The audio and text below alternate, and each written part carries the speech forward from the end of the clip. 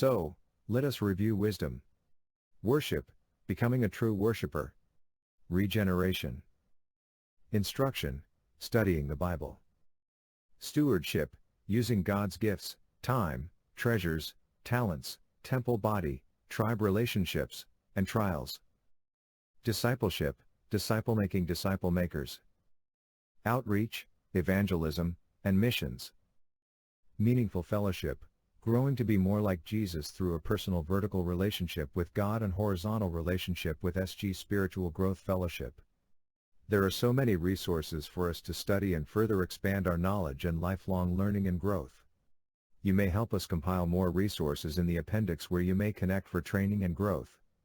Something to pay attention to is that each one of us is gifted and called differently. Our backgrounds, our life stages are different. This is God's doing, for He values diversity. It is for His glory. So in spite of the differences, we must learn to have a deference attitude toward one another. This is what it means to have unity and diversity.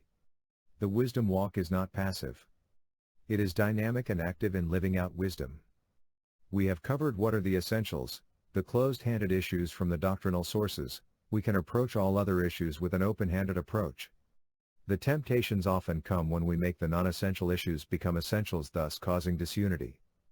Sure, in a church setting, sometimes God would want us to lovingly transition to move on to establish others' churches and family of God. Family Wisdom Walk. The opportunity to work out the details of the differences in pre-engagement or premarital counseling using the wisdom categories. The stewardship of God's call and given gifts are always a good place to start the oneness discussion. As you grow your family through different life stages, you grow into oneness when you would agree more and more. This is the beauty of our union in Christ. It unites us even in our differences in diversity. Notice the social economic politics have no place in our essential convictions. Actually, Romans 14 helps us to avoid the temptations of disunity and conflicts. Church growth and wisdom walk. The beauty of the one direction discipleship gives is the freedom to grow in God's timing and giftedness. There is no need for coercion and controls.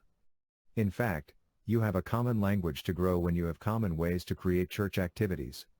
You focus on core values and purposes, not programs. This is Jesus' way, our union in Christ that unites us even in diversity. Wisdom Walk T6. Unity and diversity when you walk in Jesus' way of wisdom. Wisdom Walk, your union in Christ unites even in diversity. An answer to racial and generational conflicts. Appendix,